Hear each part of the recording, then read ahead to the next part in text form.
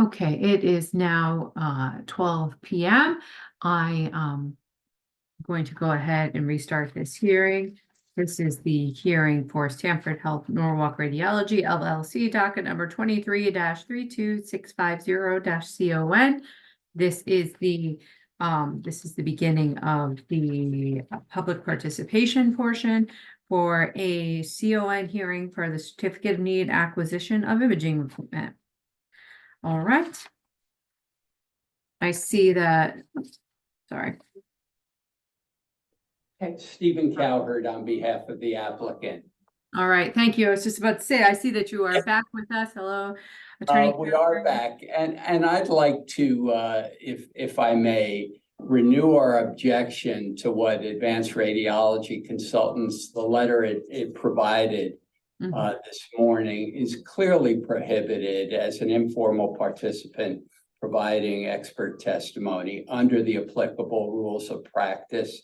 So we would also ask that with respect to the public comment portion of this proceeding, that Advanced Radiology's comments, if they have any, or their emissaries offer any, would also be stricken from the record, the final record of this proceeding. Thank you. I just wanted to interject that before you move to the technical portion. I'm going to ask again that you do a objection in writing, because we do want to give you a chance to respond in writing to that. And any you can also include any information in that reply as well that does work towards, towards the statute in your reply. We will be mindful of that. We'd like to go ahead and just welcome everyone back. Thank you for joining us. We're the technical portion this morning. Sign up for public comment has been on Zoom in the comment section. I'm just going to ask Ms. Fentis if we have had anybody who signed up and would like to give public comment. There have been no signups. All right. At this point, I am going to ask if anybody who would like to give a public comment who has not signed up to do so, if you could please, in the chat function, let Ms. Fentis know that you are interested in speaking and your name. And if your name on Zoom is different from your actual name, you will have to give them both your actual name and your Zoom name so that we have that as well. Give that a few seconds.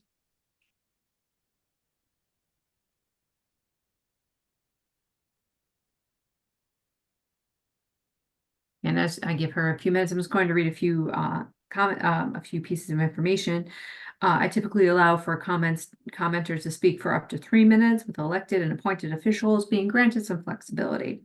The order of comment will likely be as follows, although some exceptions may be made. And that is 1, elected and appointed officials and representatives will go first. 2, the applicant's clinical professionals and executives will go second.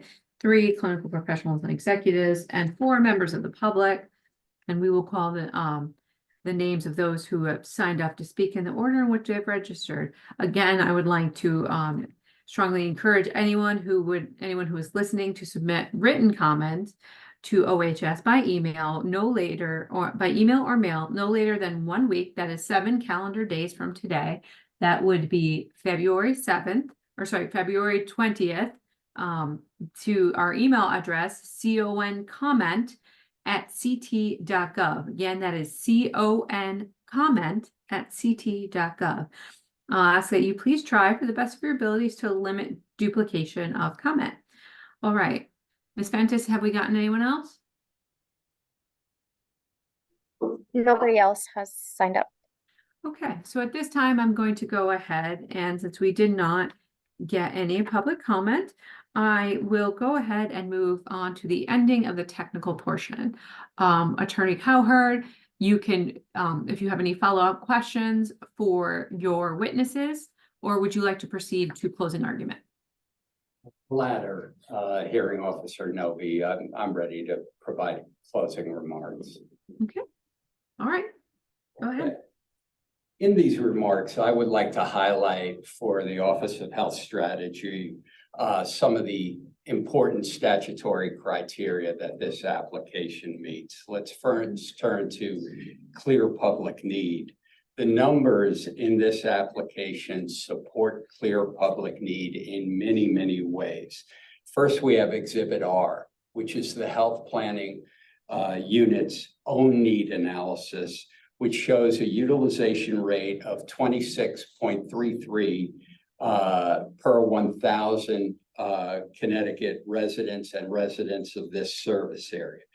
That analysis, which was prepared by the Office of Health Strategy, shows that the units in the service area would have to operate at 142.8% of capacity to meet demand.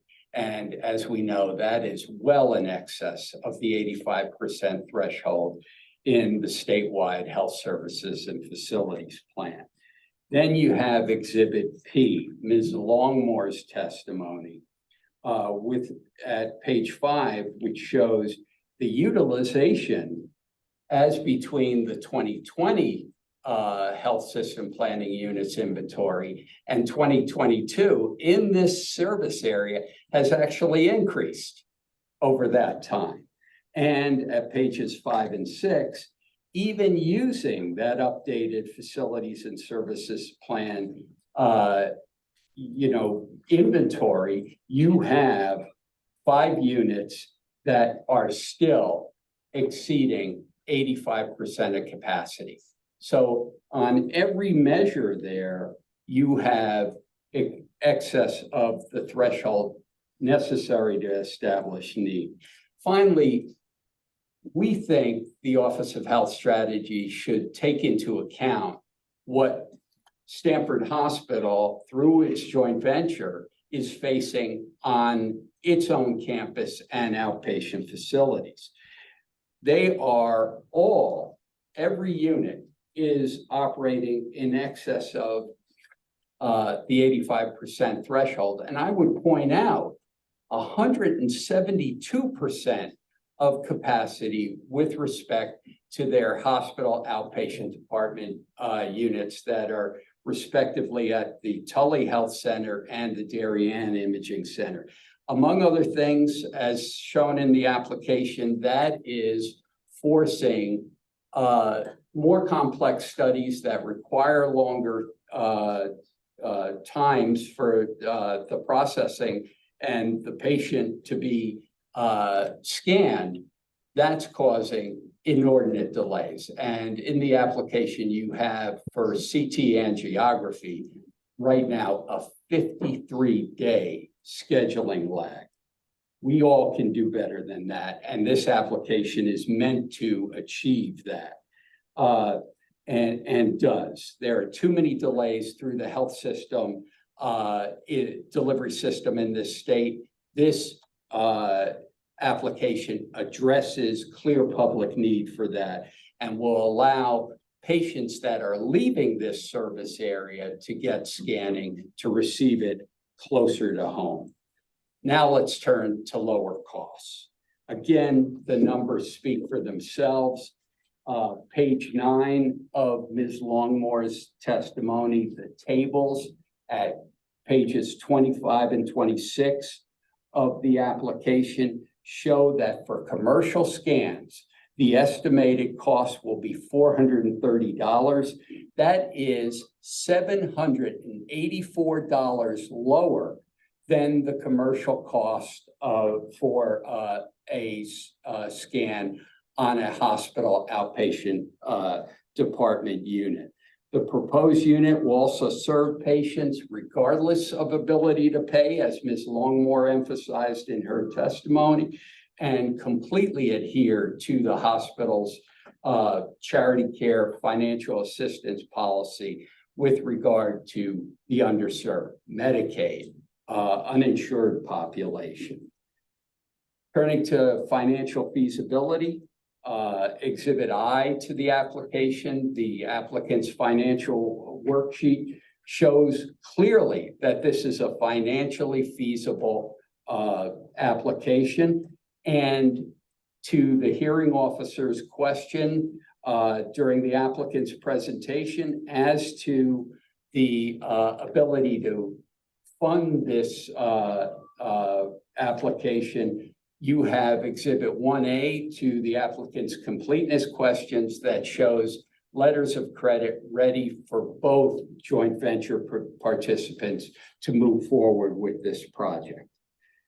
Turning next to the criterion of improved access, as Ms. Longmore again in her testimony states, these services are going to provide greater choice in the service area, closer to the home of people who are having to leave the service area for scans, and importantly, address health disparities for a patient population that is diverse and where there are some inequities with respect to access to advanced imaging services that can be fully addressed and are shown as capable of being addressed in the applicant's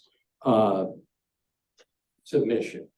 With respect, finally, to high quality, I just turned to Exhibit Q in Dr. Shee's testimony. Norwalk Radiology Consultants has been a mainstay of radiology services in this service area for 40 years.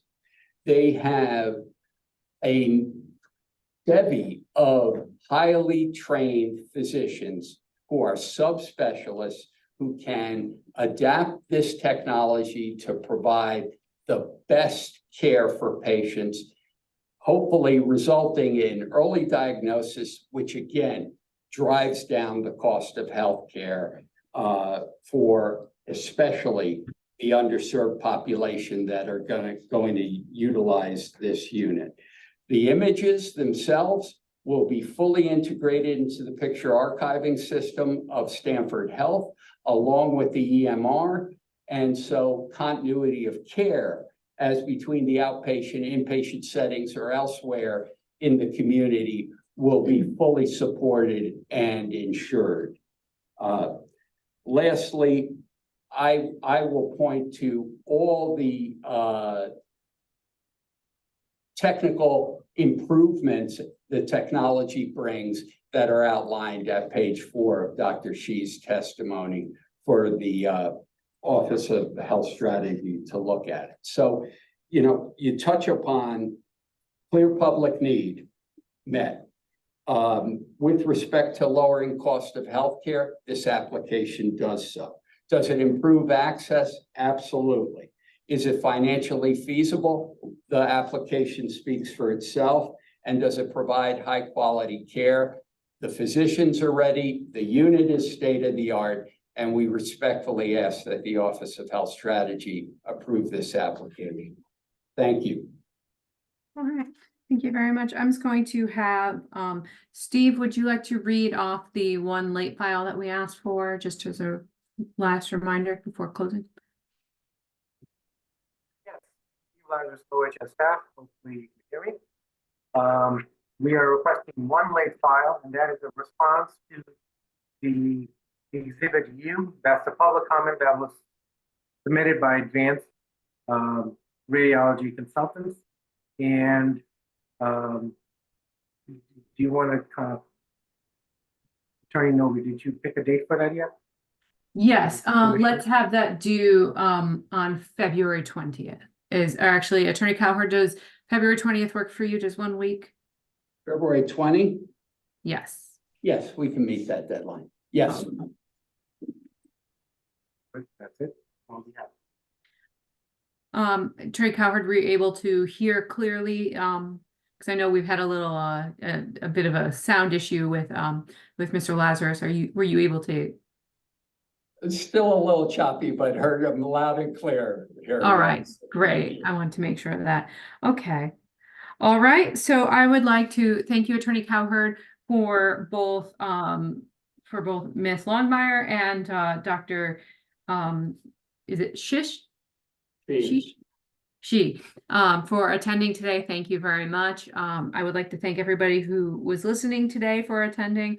It is now 12:15 p.m. and this hearing is adjourned, but the record will remain open until closed by OHS. Thank you, everybody, and have a good afternoon. Thank Okay. you. Thank you very much. Thank you.